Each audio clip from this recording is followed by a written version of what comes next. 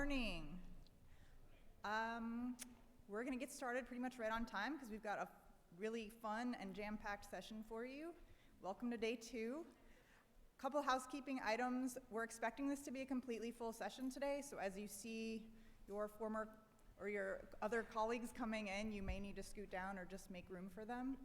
At the end of the session, there will be a QR code to complete a survey for the session if you would do that. And we'll need to get out pretty quickly so that we can start gearing up for the next one. So you are all joining the evolution of CVEs, vulnerability management, and hybrid architectures. And I will let Dr. Ben Edwards and Sandra Vinberg introduce themselves. Thank you. All right, thanks everybody for coming. Remember, 5 stars when you fill out that survey. I'm Ben Edwards. I am a senior data scientist at the Cyentia Institute. The Cyentia Institute is a research organization. We partner with cybersecurity firms and do awesome different kinds of research, which is some of the stuff we're going to tell you about today. We partnered with F5 Labs and Sander Vinberg, and he's going to tell you about himself. Morning, everybody. My name is Sander Vinberg. I work for F5 Labs. If you haven't heard of F5 Labs, we are one of the security research and threat intelligence groups at F5. And there are actually, at last count, 9 different research teams at F5. What makes F5 Labs a little different is that instead of producing feeds and signatures for tools and appliances, what we do is we produce human-structured threat intelligence. We publish articles, we do talks like this, we open source tools that we think will be useful to the security community. And the reason why we do that is that F5 feels that as important as it is to make sure that our tooling is up to date, we also have to make sure that all of us as security practitioners have an updated view of the threat landscape. So that's what we do. That's why we're here today. This is your standard RSA disclaimer. Nothing here you haven't seen if you've been to an RSA talk before. We are not representing RSA in our views, and also you might be recorded if you ask a question. So today we're going to start with a very brief history of the CVE system. There are a few sort of turning points in that history that are really important for understanding some of the more data-driven findings. Then we are going to spend most of the talk talking about the findings from a report that Cyentia did with a little bit of input from F5 about the evolution of the CVE landscape. At the end, I'm going to loop in a little bit of research from a different group at F5 that recently published a report called the State of Application Services. And that report is all about the evolution of enterprise architecture. And so the reason we want to loop that in is that some of the findings here about vulnerability management look a little bit different in the future when you also consider how architectures are changing. But Ben, first, please walk us through some history. Sure thing. So we conceived this research years ago in conversations with F5 because a lot of the work that we do at Cyentia is focused on the CVE. And the CVE is this interesting framework that we talk about a lot of security concepts around, right? So they're focused on vulnerabilities and this particular kind of acronym, the Common Vulnerability Enumeration. So to start that work, a great place to do was to kind of dig into the history. And it's actually really interesting. So if anybody out there ever wants to write like an ethnography of the CVE in a book form, I would totally check it out from the library. So in 1999, David Mann, Steve Christie presented the idea for a framework for talking about vulnerabilities at a workshop at Purdue. And their idea was like, look, we have all these vulnerabilities, we need to organize the information around them and figure out exactly like a common language and figure out all the interesting parts of it so we can communicate more effectively, defend ourselves more effectively. About 9 months later, they published 321 vulns. That was the first CVE list, a modest few hundred. So in those early days, 2 kind of vuln lists actually emerged. One, which is now MITRE CVE, and something called the National Institute of Standards and Technology's ICAT. ICAT stood for a couple different things. They leaned heavily into the cat imagery in these early pages. I'd encourage you to check out the report for some great pictures there. But the idea was it kind of bifurcated in the sense that they wanted buy-ins from a lot of different stakeholders. And folks were afraid MITRE would kind of take over the list. So NIST stepped in with their own list based on the same framework that kind of covered different things. And actually, both of those still exist today. The MITRE CVE list is distinct from the NVD. So in actually 2001, the NIST list, the ICAT, was in danger of like going away. They didn't have the funding. People weren't convinced by it. The SANS Institute actually kept it running with grad students doing the evaluation of the CVEs, but it almost died in 2001. In 2004, DHS finally saw its value. They renamed it the National Vulnerabilities Database, and this is where you go all check when a new CVE comes out and see what the CVSS score is and see what the CWE is. And in the intervening 20 years, a lot has evolved. We've had versions of CVSS. In 2007, version 2 was adapted, and the common weakness enumerations, we're going to talk about all these things, were introduced. In 2008, common product enumeration was kind of revised in a way that was more easily accessible. In 2016, we had another major revision of CWEs, and we're going to talk about how that affected the way that people think about vulnerabilities. And then the most kind of big, most recent change was the introduction of the CVE numbering authorities. And these allow organizations like Microsoft, GitHub, to number and register their own CVEs. It goes all the way back up to MITRE, but this kind of democratizes the publishing of CVE numbers a little bit better. And we'll see this is actually a major change that has occurred in the last 7 years. So at this point, we're going to jump into the findings of this report. It's going to be a lot of data. We're going to be kind of throwing a lot of findings at you guys. So if there's anything that you are like, man, I need to know more about this, the entire report is available for free on our website. You can see the link there. You can also just go to f5labs.com and search Evolving CVE Landscape, and it'll be the first thing that shows up. The other thing I want you to know is while we were doing this project, we kept coming up with findings that were not necessarily super important from a security standpoint, but that were really weird. And interesting. And so at the same time that we produced this kind of scholarly report, we also produced this kind of BuzzFeed-style list of the 7 weirdest CVEs, and you won't believe number 6. So every once in a while, we're going to take a little break from nerding out, and we're going to just talk about some kind of weird stuff that we found. Couple things just to consider when we're talking about this. All the data here comes from the National Vulnerability Database. We did not include reserved or rejected CVE numbers. That brings a total corpus of CVEs to about 191,000. Also note that when we're talking about timing, we're always talking about the publication date as comes from NVD. It's not when the vendor released a KB article. It's not when all those exploits happened. It's just we need to make sure it's apples to apples. So we're always talking about the publication date. And if anybody would like to argue with me about those data decisions, I'm a data nerd, and I'm happy to do that later. And I just love arguing, so please do. So the first thing we want to think about is just how many CVEs are there? And so this is a graph that I have seen produced by many others, including myself, over the years. Across the horizontal is just the year, the time, and the vertical is the number of CVEs that are published each week. So the dots here are kind of the weekly noisy amount. And then this blue line is a nerdy statistical model that we built to try to figure out if there were different eras within the CVE time frame, or within the time frame of our data, where the number of CVEs published each week was changing. Now, there are some interesting changes in here, like that first one in 2006. We saw this big increase. That was after DHS finally funded things, and they had some money to actually do this. And then it did kind of level off, maybe some ups and downs, up until 2016.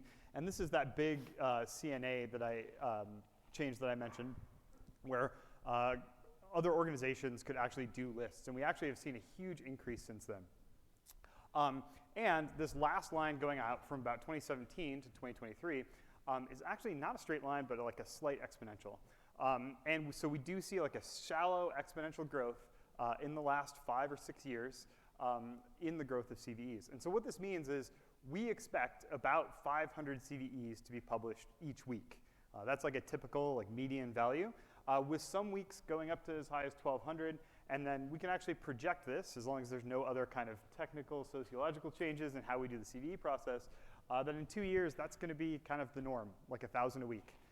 So that's a lot of CVEs, and I don't mean to scare you. I'm just trying to give some level setting for how many we're actually going to see. Now, we're going to talk about weird thing number 0, because we're computer scientists here, so we start counting at 0. And you may have noticed there are some of these dots that are way off the axis, and you're like, what is going on there? Are those particularly bad weeks? And this first one on the far left in late 2014, early 2015, is not actually there weren't actually 3 times as many as typical CVEs published that week. Rather, a weird thing happened. So somebody noticed that in Android applications, most Android applications did not handle their TLS certificates correctly. And so somebody went through and enumerated every Android application they could find that didn't handle its TLS certificates correctly and filed a new CVE for it. Because of the process of CVEs at that time, there are some, I think over the course of the week, you can see kind of other dots around there, some 1,400 CVEs that have almost the identical description, and it is just you didn't handle your certificates correctly. The X509 something signature was incorrect. And so even things like there was a application that did recipes, like gluten-free recipes, and all it was a list of recipes, but it didn't handle its TLS certificates correctly, and so it has a CVE. And so in that time period, there's a lot. So part of the reason I point this out is not because those weeks are particularly bad. You might look at averages and say, like, what happened in late 2014? And the answer is, like, nothing. Like, one person found one vulnerability, and it turns out that you could attribute that to a lot of things. Oops. Clicky, clicky. We wanted to look at this kind of over timing to see how many of your weekends would be ruined, and it turns out, for the most part, not. So this is a heat map. The blue is kind of lower rates of CVEs. The orange is higher. The percentages of kind of above average. Average here, Mondays in December. I'm happy to tell you why that's the case later. And the interesting thing here is like the hottest spot is Wednesdays in April, and so today is a Tuesday. So we'll see what happens tomorrow if there's a bunch of CVEs published. This model actually also accounts for holidays. So we wanted to look at what US holidays are actually have the highest rates of CVEs. This is a kind of a US-based report. I understand that there is the rest of the world. And I think some comparing and contrasting with other vulnerability lists out there would be super interesting. But if we're going to focus on the US, so a lot of your 3-day weekends like Washington's birthday, Indigenous Peoples Day, Veterans Day, definitely could be ruined by the higher number of CVEs than typical. But things like Christmas, New Year's Day, I think you're more likely to have off. And then kind of as the last timing thing, we wanted to look at, is there a particular month of the year that's bad? Now we saw kind of that hot spot in April, but in general, if we look kind of over the course of all time, from 2005 to 2022, that's not all time, but the time of our study, and January through December, there is no like real hotspot. So as a statistician, for me, I look at this and I say, there's no real pattern here. So we could do some inference and be like, there's an 18% there, or like an 11% there. But for the most part, this is noise, and there's been no year or month that's been really bad. So that's kind of where we are on the timing when your day is going to be ruined by a new vulnerability, when your CISO is going to be calling you. So when it comes to vulnerabilities and the vulns that they release, it actually looks different depending on how you look at it. So what you see here is a plot of the absolute number of vendors publishing a CVE for the first time in any given week. And so you can see that similar to the publication rate of CVEs themselves, this sort of fits into a segmented model where there are sort of 7 distinct epochs in terms of how many vendors are coming into the CVE system at any given time. The most interesting thing here, I think, is that you see this kind of jump up from late 16 to early 2017. That is coincident with that period where we introduced the CNA system and more people started being able to release their own vulnerabilities. So no real surprises there. And then since 2017 to the present, what we've seen is, again, a very slow rate of exponential growth with more and more vendors coming into the space. However, if you look at it not in terms of absolute numbers, but in terms of the proportion of CVEs that are being published by a vendor, or sorry, the proportion of CVEs being published by a vendor for the first time, there we go. And this is monthly instead of weekly, what you see is that proportion has been steadily declining. So at the same time that more and more vendors are coming into the space, they're also just being outpaced by by vendors that have already published CVEs and are just publishing more and more and more. The way that I reconcile these two is that this tells me that the entire CVE system is just becoming more mature. On the one hand, we see the system becoming more extensive with more and more vendors participating. At the same time, we see it becoming more intensive because more and more vendors are sort of running all their vulns through this system. So to me, I don't think that these two conflict with each other. I think they just give us different views about what a kind of complex system is happening. Sorry? Sure. So how would the size of the vendor impact this? Oh, that's interesting. Should we go to the next slide?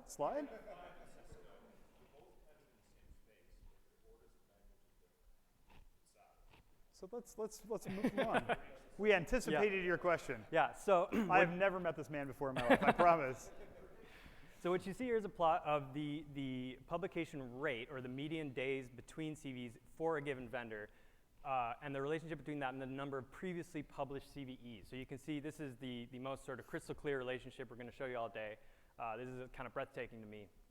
But you can see here that by the time a vendor has published 10 CVEs, they're going to be releasing roughly quarterly. By the time they've released 1,000, they're going to be publishing every 2 weeks or so. And by the time you have 10,000 vulns to your name, which is only a couple of vendors, you're basically going to be releasing at least weekly. Yeah. I think this is really, really fascinating, but there are a few caveats here. The first is we just want to make it really, really clear that we don't think that this is a causative relationship. It's not like vulnerabilities make more vulnerabilities. Rather, probably not rabbits. Yeah, they're not rabbits. Yeah. But rather, mature CVE systems produce more vulnerabilities because you have a sort of mature process for doing that. The other thing that I just want to say is that I would caution people against looking at this and thinking, ooh, those vendors that release a lot of CVEs, they must be riskier than anyone else, right? And I don't think that's true. We're going to get to that a little bit towards the end about what does a CVE really represent. But for the most part, I would say that an organization that is releasing on a weekly cadence, I would take that as a more trustworthy sign than somebody who has kind of not released something in a long time. Which actually brings us to weird thing number one, which is really the second weird thing, which are the one-hit wonders. And so when Ben was crunching the numbers here, what he found was that 1.5% or so of the 28,000 unique vendors here have published one vulnerability. That vuln is 10 years old, and then they never did another one, meaning that there's like the vulnerability equivalent of a one-hit wonder. They're never going to get on the charts again. And so there were 382 of those, but there were a couple that we thought were pretty interesting. The first is ReactOS. I think this is really funny because ReactOS was designed to emulate Windows, and Microsoft is the vendor with the largest number of vulnerabilities, and these guys have managed to keep it down to just one. So draw your own conclusions there, but I think that's pretty ironic. We also have Casio of calculator fame. And watch. And watches. And keyboard. Deutsche Telekom, and Iron Mountain, the secure storage and the paper shredding folks. So well done to the one-hit wonders. Final view on the vendors. What you see here is a plot of the number of CVEs that a vendor has published and how many other vendors there are with that exact same number. So basically how unique they are. And so a couple things to point out here. The first is you can just see a really clear sort of log linear relationship. As the number of vendors goes up, they become more unique. Or sorry, as the number of CVEs goes up, the vendors become more unique. You can also see down in the lower right, there are the top 10 vendors and the collective number of vulns that they've published. And at the other end of the spectrum, we have just under 60% of vendors that have a CVE have only ever published one. And so 60% of 28,000 comes out to about 16,500. So there are 16,500 vulns that are the only one that have ever been published by that organization. And the contrast with the sum of those top 10, that comes out to about 60,000, or roughly 35% of all the CVEs that have ever been published. So the top 10 are blowing 60% of the vendors out of the water in terms of the absolute number of vulns that they've ever published. And that brings us to more weird things. So thinking about which vendors have the most vulnerabilities, we have a way of organizing this, which is the common platform enumeration. And I assume everybody's vaguely familiar with this, but what this is a mapping from the vulnerability to the vendor who it affects, the products within that vendor it affects, the versions of software within that affects, but the semantic versioning is actually pretty messy. And actually it goes down a couple more levels, but we're going to focus on those top three. So most CVEs are really narrowly focused. So this is the flip side of what Sander said about most vendors have one CVE. Most CVEs have one vendor. So in fact, 90% only affect one particular vendor. About 74% just affect one product within that vendor, and a little less than half affect one version of one product. So if we go down those levels in hierarchy. So like half of CVEs, you're really only worried about a very, very specific piece of software. Maybe a very common piece of software, but a very specific one. This is kind of a statistics term. The tail, however, is really long. There are some very strange CVEs that have that affect a really wide range of products. So the first one, there's a CVE in 2017 that affected the Trusted Platform Module? Trusted Platform Module. I'm terrible at acronyms, except when they start with C. The Trusted Platform Module in Chromebook manufacturers And so, like, because it affected this one module, it affected 35 different manufacturers. This one is the one that affects the most vendors, according to the CPE system in NVD. There's a different one that affects the most products. This is a flaw in the way that a virtual piece of virtualization software does page invalidation on Intel chips. So basically, the CVE affects any operating system that can be virtualized on an Intel machine. So that's a lot. That's a lot of different products. In fact, 1,500 distinct ones.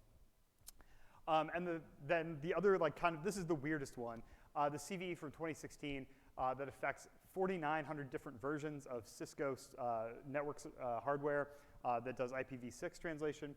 The reason it affects so many is not because this affects a ton of their products or a ton of their software. It's because Cisco does sequential versioning on their firmware, and they release a lot of firmware. And so somebody at Cisco, or whoever actually published this vulnerability, I think Cisco probably had a CNA at that time, so they probably published it, went through and said, okay, this affects this version of firmware, like 4,732, 4,733, 4,734. And so the CPE list got really, really long because they just enumerated all those versions. So this CVE is not particularly like wide-ranging as far as like the number of products or anything it affects, but it looks like it if you looked at the data that way. And so this is kind of going back to some of the things. There's a process for how people are entering things into the CPE, and so seeing something as wide-ranging because it has a lot of CPEs may not be the case. Seeing something as narrowly focused because it has a small set of CPEs also may not be the case. There's actually maybe a lot of products out there that it affects. But it's the process of people, how they put it in and how they decide what gets put in there. So one notable absence I would point out that our colleague David Warburton pointed out was that log4j is not here, right? And if you think about that vulnerability, that's something that likely affected every enterprise Java application that used log4j because it was a pretty wide-ranging vuln. But enumerating all of those products would have been nearly impossible. And so the CPE information just isn't there. So we know it's wide-ranging, but it is not necessarily reflected in the data for this particular measure. Products and vendors are one way to describe things. We also like to talk about what kind of vulnerabilities they are. I hope this text is big enough. So if you're in the back, you feel free to come up and do some reading, or just go pick up the report and take a look. But there is this thing, the common weakness enumeration, CWEs. And so what we're looking at here is the top 15. And really, it's the top, any of the ones that have come into the top 3 in the last, in the period of our study by kind of publication quarter. And the interesting thing here is, especially recently, there is no type of vulnerability that has really dominated the space. So in the 2014, 2015, everything was about cross-site scripting and or injection, right? So some 60% of vulns for a few quarters in 2015 were cross-site scripting. So there was just tons and tons and tons and tons of these that were getting published.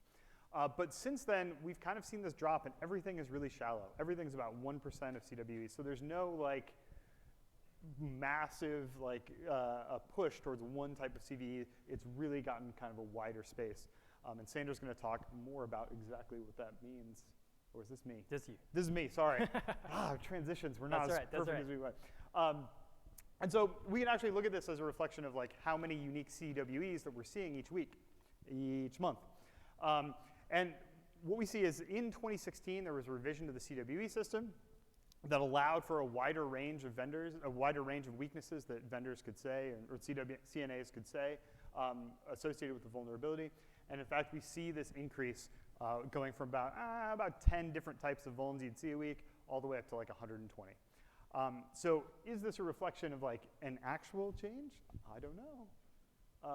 Oh, I'm doing the weird thing too. Yeah, you got it. I love the weird things. Okay, so last weird thing, CVEs are supposed to have one weakness. They're supposed to have one way to exploit it. About 5% don't. And this is why we can't really have nice things, because people can't follow the rules. And in fact, in the CWE documentation, it says, please only assign one to your vulnerability. So about 5% of the time, of 5% of 190,000, which is still a lot, people don't do that. So here's an example. Here's a CVE from 2022. And you can see the weakness enumeration kind of down here in the lower right-hand corner. I'm not going to laser pointer it. So NIST, when they did the analysis on this vulnerability, said this is an improper authentication vuln. When Citrix actually did the analysis, they said, no, this is authentication bypass using a path or channel, which are adjacent CWEs. They're very similar. But there is this subjective disagreement about what this weakness actually, or this vulnerability actually does. And so when we look at the data, this is part of the things we have to deal with is like, wait a second, we have to normalize which CWE is this if we're going to count them, and like how worried should I be? This is a small difference, but larger differences definitely do occur. Now I know. Now I think it's me, yeah. So this is actually, I think, my favorite plot in the whole talk. This is kind of a different view of the unique CWEs over time. And really, the way to read this graph is each column represents a unique CWE. And each row represents a quarter in time, like a 3-month period. And so what you can see here, and the density of the color represents the proportion of CVEs in that quarter that were assigned that CWE. So this is essentially measuring the dominance or lack of dominance of a single CWE. So this is kind of a different view across a much larger number of weaknesses than those 15 little line plots that you saw earlier. And so there's a couple really interesting things here. You can see on the far right that sort of red dense strip, that represents cross-site scripting, and you can see that it really starts to fire up around late 2011, and then it goes through about 2016. So this is that period when cross-site scripting was the thing that was keeping us all up at night. You can also see a few other kinds of weaknesses that have had their sort of heydays. SQL injection was never quite as dominant as cross-site scripting was, but in the years just kind of leading, like 2008 to 2011, you can see SQL injection had a little bit of a made hay. You can also see, as we get up to the present, the 6th row over from the right is out-of-bounds writes. And that is the only CWE that actually seems to be trending upward in frequency right now. If I were to predict, I would say I don't really think we're set for a period of getting completely wrecked by out-of-bounds writes, but the data are telling us that these things are becoming more frequent. But I think the main thing really to emphasize here is that we, once again, right around the cusp between 2016 and 2017, you see this huge efflorescence in different CWEs being applied. And once again, this sort of, we think that this coincides with the beginning of the CNA period. And so increasingly, it kind of looks like there was the CVE system before the CNA system, and then there was the period that we're in now, and the way that we're describing vulnerabilities and the way that we're publishing vulnerabilities has really dramatically changed. This is a slightly different way to look at kind of the same question. What you see here is a measure of Shannon diversity. This is actually normalized Shannon diversity, which is also known as the Shannon Equitability Index. This is a measure that we have taken from ecology to sort of study the distribution of species. And in this Equitability Index, a high value represents even distribution, meaning that every CWE has the same number of CVEs assigned to it. Low values mean there's a predominance of a single or a handful of CWEs. And so once again, you can see that the Equitability Index drops at that same exact time period, 2011 to mid-2016 or so. That's the predominance of cross-site scripting. And then since then, we've kind of been in this steady state period for several years where the diversity or the equitability is roughly consistent with what we were seeing in a period before the dominance of cross-site scripting. But then we also see that just in the last year and a half or so, we've started to see that value go back down. Again, I don't really think that this is due to out-of-bounds rights, but it sure could be. So this is one that we're going to be really curious to see how it evolves in the future. And of course, you can't talk about CWEs without also talking about OWASP, right? And so what you see here is, this is our final weird thing. And it's this is also my favorite chart. It's just a beautiful plot that Ben made. But really what we want to illustrate here is how much the OWASP top 10 has changed over the 6 editions that have been published, and kind of how much complexity there is that we have to navigate when we try to use OWASP as a historical document. So a couple things that you can see here, other than just the rapid shifts in rank, you can also see that there are several of these categories that kind of drop out of the top 10 and come back way later. And the best example of that is broken access control in 2004. That was ranked at number 2, fell out of the top 10 for the subsequent 3 editions, and then resurfaced in 2017. So that's what all those dotted lines represent. The final thing to know about this is that the sort of what is being signified by these specific terms is also changing over time. And the best example of that is what happened to cross-site scripting. You can see cross-site scripting kind of jumping between the 4th and the 1st rank for the first 4 editions, dropping down to 7, and then completely disappearing. But it's not as though cross-site scripting disappeared. It's just that that got folded into injection in the 2021 edition of the OWASP Top 10, right? And so the categories themselves are changing. We should also just briefly note that these category names are sort of normalized and shaded together just for the purpose of comparison. So in addition to the procedural noise that you see just from the OWASP system, there's a little bit that also comes from us in this particular case. Yeah. I would argue that necessary, though, right? Like, as the names change, and you want to track how things go over time, you have to do some normalization. I am sure that there are arguments about things we lump together, but you know, I think this is a reasonable approach to like how this has changed. And I just love the chaos of this chart because it kind of shows the chaos of that particular system. So OWASP is this like categorization of actually weaknesses. It's like a set of common weakness enumeration, CWEs, that fall under these top 10 categories, A1 through A10. And so what we wanted to do is we wanted to look at those 6 editions and see how big they were in relation to the number of CWEs they cover. So each of the OWASP weaknesses covers a wide range of kind of sub-CWEs. There are pillars and base CWEs.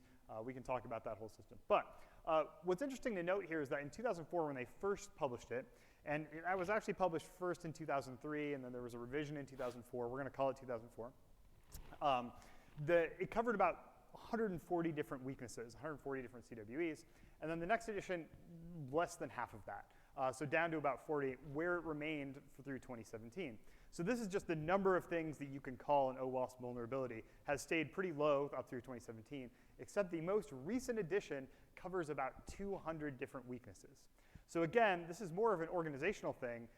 The size of the list has actually gotten quite a bit bigger in 2021, or covers a lot more different weaknesses. So the question is, does that cover a lot more vulnerabilities? And the answer is, well, it's kind of complicated and weird.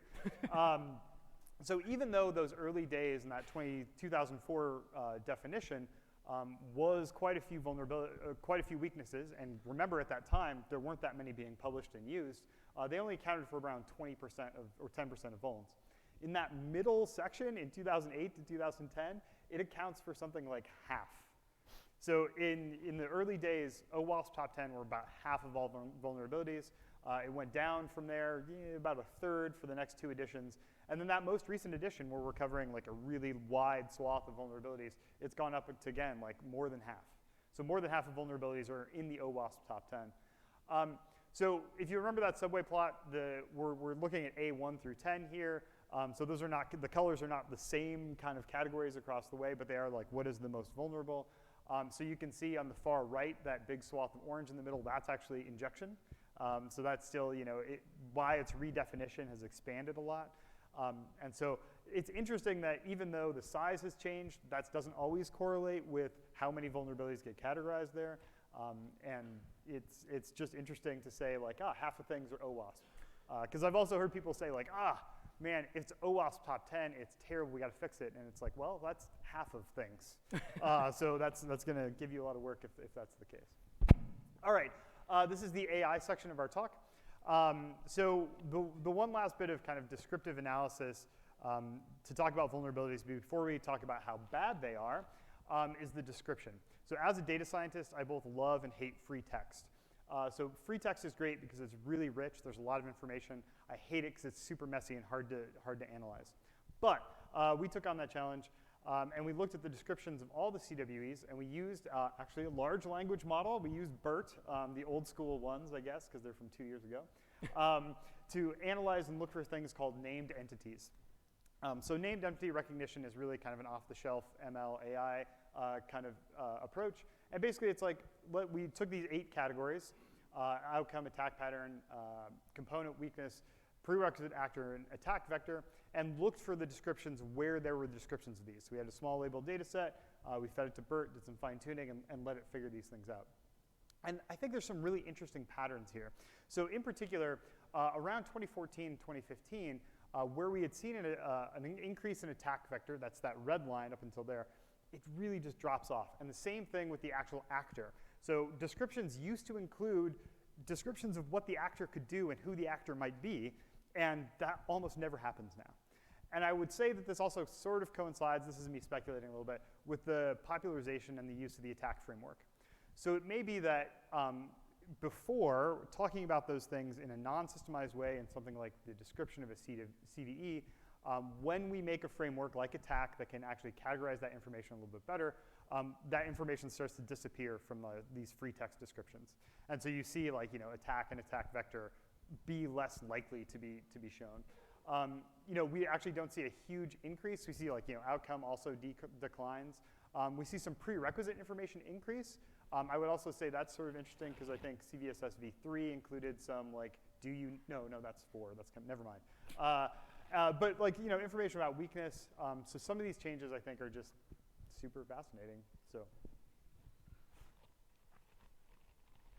So this is kind of, in my view, maybe the showstopper finding of the whole thing. It's a really, really simple plot. What you see here is the mean weekly CVSS base score over time for CVSS versions 2 and 3. And I think the chart kind of speaks for itself, is that if you stay within one scoring regime, actually vulnerabilities have not increased in severity. They're actually gradually decreasing in severity. And at the same time, since we've introduced CVSS version 3, the mean score has jumped above that threshold of 7 from a medium to a high. And so if you are talking to folks and they're like, man, I just feel like vulnerabilities are worse than they used to be, or they're more severe or something, it's not actually because the vulns are worse, it's because the way that we have scored them produces scores that are higher. I would probably argue that CVSS version 3 is a better way to characterize a vulnerability than version 2, but the point is the change is in the measurement system and not in kind of the ground security truth, and that you'll sort of notice is one of the recurring themes in this talk. Now, this also brings us to the question of the severity disagreements between NVD and the CNAs, and I think this is really, really fascinating. So what you see here in the vertical columns, these are the holistic scores that NVD assigned to different vulnerabilities, and the rows represent what the CNA assigned in terms of severity to those vulns. So the diagonal from the top left to the bottom right, that represents the agreement between these two bodies. And so the single most frequently observed event here is that when NVD classified something as a medium, then 24% of the time, or of all the vulns, then the CNA said, yeah, that's totally a medium. But when you see NVD start to move up the scale and start to assign higher scores, it actually becomes more common that the CNA will argue and want to haggle it down a little bit, right? So concurrence is the most frequently observed thing in the mediums. Once you get up to a high, it's slightly more common for the CNA to say, actually, we think that's a medium, than it is for them to agree and say, hey, yeah, let's call that a high. And then when you get to the criticals, this is amazing. It is more than twice as likely that the CNA will say, that's not a crit, that's actually a high, than it is for them to just agree. But the most mind-blowing thing about this is that you can see on the bottom left there are 4 vulnerabilities that NVD said this is a critical, and the CNA said it's not even a vuln. It doesn't even get a score. So, I mean, we can all speculate. I think that probably the CNA had some information that NVD didn't about exploitability or something else. But if you ever needed any confirmation that this is a really sort of subjective thing, and it's subject to all these different interests and entities with their own axes to grind, this plot should make it pretty clear. So CVSS is only one way to think about severity. One thing that we like to think about for severity is like, is there proof of concept code out there? How easy is this vulnerability to actually exploit? So to that end, we scraped a bunch of sources for potential exploit information. And there are 3 main ones that we talk about here: ExploitDB, GitHub, and Metasploit. And I think this is a really interesting graph because if we start on the left with ExploitDB, for things that were published in 2006, 2008, now granted this is a small denominator, about 1/3 of them showed up in ExploitDB. So 15 years ago, if there was a vulnerability, it was like 1 in 3 that you would actually be able to find exploit code for it. So that seems pretty scary. But the fact is, it's declined quite a bit over the last 10, 15 years, to the point where we're at like 1% of vulnerabilities show up in ExploitDB. And I think this is a combination of both the number of vulnerabilities has increased quite a bit, and also that the like maintenance of ExploitDB and the use of that particular platform has declined. Now, contrast that with GitHub. Now, I'm going to point out that the vertical axes here are actually different. So even though the charts are side by side, note the axes are actually scaled differently. So don't think that GitHub is surpassing ExploitDB yet. But GitHub is this interesting case because anybody can put code out there, right? Anybody can push code, and so exploit code shows up all the time in GitHub. Now, I'm going to take a second here and notice that we do notice there's a delay between the publication date and when it shows up in GitHub. And so we did a little bit of like stats and kind of analysis to try to get that projection to account for that delay. And so in fact, like we think about now 6% of CVEs are showing up in GitHub. So everything that's published, a week, about 6% of them, we're going to see some sort of exploit code. We've got Metasploit on the right here. I think that's sort of also an interesting case because it is kind of more of a walled garden for exploitation in the sense that this is a toolkit that's managed by a company, but we have seen, again, like a decline in its use as far as the percentage of exploits that show up in that toolkit over time. I think, again, likely this is the denominator is getting much bigger. I don't think Rapid7 is getting necessarily worse at putting things in there, but I think the denominator is getting so big, it's hard to keep up in a way that actually increases. Whereas GitHub just kind of scales, right? Like everybody can see how many vulnerabilities would show up in GitHub. So that's not the only source of like, oh boy, you should be scared of this. The other one is the known exploited vulnerabilities list published by CISA. This is not just exploit code available. This is the federal government saying, yeah, we've seen actors try to use this. And so what this is by publication date, the percentage of vulnerabilities that end up showing up in the KEV eventually. So this doesn't account for like when they show up in the KEV or how long they've been there or any of the SLA information that CISA provides, but just the percentage of vulns that were published on a given date that show up in the KEV. What's interesting here is it's kind of flattening out about 0.5%. And you might think, oh, that's good. That's not very many, and it's kind of flattening out. But remember, we're seeing that exponential increase in vulns. So a percentage of an exponential increase is still going to be an exponential increase. So I would imagine the KEV is going to keep growing. I don't know if it's going to saturate eventually and start to kind of go more linear growth. But for now, it seems to be pretty steady at about 0.5% of vulnerabilities. And so this is maybe, I think, it doesn't seem that scary, but maybe it's kind of like, this would be my FUD for the talk. Is like 0.5% of 190,000 is or I guess like 500 a week is kind of scary. So I'm going to give it to Sander to give you some conclusions. Yeah. So before we get into the architecture stuff that we want to talk about, I just kind of want to summarize. I know we just kind of gave you a fire hose of information. So the first thing, and one perhaps the most important thing, is just to understand that the number of CVEs is increasing. If nothing else, if we take nothing else away, just understand that this system is sort of growing in size and complexity all the time, and the number of vulns that we all need to deal with is going to continue to increase. Severity is not really increasing or decreasing over time. Changes in process can lead to illusory results, and in fact, the next one kind of covers the same idea from another angle, which is that the process complexity creates inconsistencies. And what we really mean by that is that trying to analyze these trends and get a sense of either what's happening to our attack surfaces or what's happening in terms of the threat landscape is really, really hard. Really what we end up doing is kind of producing a lot of findings about how we talk to each other about vulnerabilities. And that kind of leads me to the main thing I took away from this entire project is kind of understanding what a CVE really is. And I think it is really easy for us all to just think CVEs, that's a vulnerability, right? That's what it is. But I think it's a lot more fruitful to think that a CVE is a way to communicate about a vulnerability. And the way that I would back that up is that the absence of a CVE is not the absence of a vulnerability. It's a 0 day, right? And so as frustrating as it is when vendors release really big vulns on a Friday and they ruin our weekends and everything else, it's always better than the alternative. And so as messy as this thing is, as subjective as all these findings are, I would say that the one conclusion I came away with is that this is so much better than if we didn't have the CVE system at all.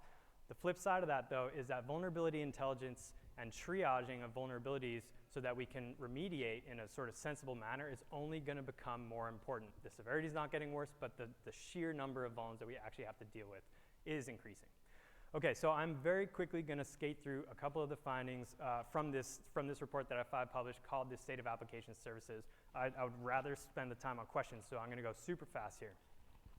The first thing that I want to bring up from this SOAS report is this finding that some organizations are never going to be all in on replacing traditional apps, by which they mean kind of on-prem, monoliths, 3-tier architectures, all that, with more modern versions, meaning mobile, cloud, and microservices architectures.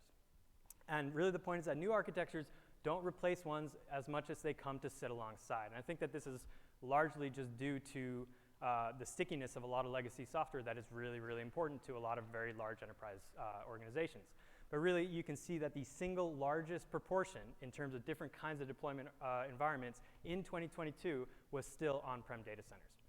And then if you consider that at the same time that organizations are hosting their apps in a larger and larger number of disparate kind of deployment environments, this tells me that remediation paths and change control processes are just going to get more complex, right? So the reason why I bring this up is that if we know that we have more vulns to deal with and triage is only going to become more important, and we also know that actually remediating vulnerabilities is going to become significantly more complicated, particularly when you have environments that are going to have ephemeral resources that are hard to inventory. This tells me that if I was a CISO and I was making my budget, I would be sure to make my vulnerability management team well-funded, well-trained, well-resourced, because I think that this is going to continue to become kind of one of the kind of frontier in the fight in information security. I'll also note that I think that really rapid responses like virtual patches, real-time behavioral analysis of traffic is also going to become more important because these change control processes are going to continue to give us trouble. And so in application, if we actually want to apply this, my recommendation would be in the next week, security leaders should start to talk with CIOs and CTOs to understand what is the long-term architectural plan. And then they should start building an inventory process and a vulnerability management process that is going to meet them in the future and not necessarily work optimally today. In the next 6 months, I think that security leaders need to start building that vulnerability management program for those future architectures, meaning might have to deprioritize a little bit of firefighting to build a better fire suppression system in the future. And with that, I think we got about 5 minutes. I'd love to take any questions. Thanks very much.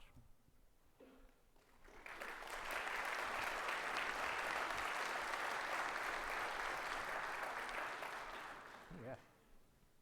Thanks, great presentation. The real important question is, are your glasses from the same brand? I think mine are, we do have the same barber. He travels, but yeah, no. Cool, so I was also curious, great stuff about evolution of CVEs and good, really good stuff. I was curious how much thought or looking into you've done as far as like moving beyond CVEs or the potential viability of, you know, like CVEs are statics or disconnected from, you know, like systems we manage and own, and they're sort of a reactive, you know, static database. The viability moving into like a more proactive, whether it's sort of threat intel based or, you know, building that natively into the systems that we manage. Just wanted to see if you guys have any thoughts on So that. we are like just not covering a whole class of risks, which are things like, I mean, misconfiguration, leaving stuff open on the internet that you shouldn't. Those are never going to get a CVE, but are certainly risks that you should think about. I don't have a good answer or good data, and maybe, you know, I talked about this with somebody yesterday. Maybe we need a framework for those kinds of things that are not necessarily like a software vulnerability, but like some sort of misconfiguration, right? Some sort of like, there is a risk here, and we know that's a security risk, but we don't have a good common way of communicating about it. CVE opened that door 25 years ago, but we don't use it for things that are not software vulnerabilities. And I think it's also a harder, messier space. So I'm not sure even know how I would start that process, but yeah. There are some interesting projects that different organizations are doing in terms of using ML to predict zero-day exploits. Yeah. I would say it's very much in the research stage at this point and not really operational, but it'll be sort of interesting to see if that comes to fruition in the next couple of years. Yeah. Have you seen any trends around CVEs that are withdrawn, disputed, or under review? So I don't know if I would say trends. I think something like an obscene amount are like waiting for revision, or like like 60,000. A lot of that's like, hey, I don't think the CPE is quite right, or like the description like leads to this dead link, or something like that, where we need to just revise the information. I don't think I've seen a huge increase in that. I know that there's a coming change for the CVE framework that reserved is no longer going to be a thing. So it's just like it's either published or it's not, or potentially disputed, but that's a really small fraction. So I haven't seen anything that's a lot. I think most revisions that it would be interesting to look at are just really small kind of changes. I don't think I've seen any increase. Follow up to that is a lot of the tools that we use would reference a CVE that's withdrawn or disputed, and our developers are like, well, do I have to pay attention to that or not? Do you have any insights on that? You should do your own risk assessment. I Yeah. mean, that's like a cop-out, but like, if it's disputed, but it's still really bad and it's still in your system, maybe take a second to do it anyway. Yeah. Okay. One more maybe. Yeah. Okay. And we'll be out in the hallway, I'm sure, to talk. Okay, thanks. And other people may care about this one, but the old heuristic under CVSS version 2 was that if it's a 7 or higher, then that's when you need to pay attention to. Everything lower is kind of, you can take your time. With the new CVSS 3 bumping the scores up, did you guys come to any kind of conclusions about what the new cutoff maybe should be in a CVSS 3 world? I think there should be no cutoff, and that is a dumb heuristic. So I hope nobody from DHS is in the room. Because I think that's like a Fed, like that's a DHS. If it's above 7, you have to fix it. And then a lot of other organizations adopted that practice because it seems like a good number. That is a lot of CVEs. A lot of CVEs are above 7. A lot of unexploited CVEs. Unexploited CVEs, things that don't have code in the wild, things that are like not accessible by anybody but somebody standing in front of the machine. If you have the bandwidth, you should do that. But your vulnerability management program should really be risk-based. You should be thinking about like, yeah, this is a 6.9, but it's on an internet-facing asset, right? Like, oh, I should probably do something about that. And then, or it's a 7.1, but it's physical access, and this sits in the bank vault. But 500 CVEs a week, right? So yeah. I mean, I guess I thought CVSS was supposed to automate this so we could figure out which ones we needed to pay to, not to say we went to CVSS v3, so now you can't use it, and you have to evaluate all of them. Yeah, it's more of a wet finger in the wind. It's like, how scared should I be? And then you should go in and use that information along with the rest of your system to figure out what your vulnerability remediation strategy should be. Yeah. I wish we had like a universal, but I think everybody's systems are too unique. Yeah. And I'm getting the stop sign. We will be out in the hallway to answer all the rest of your questions. Please Thank you very bother much. us. Yeah. I'm with US Army Cyber. Oh, pleasure to meet you.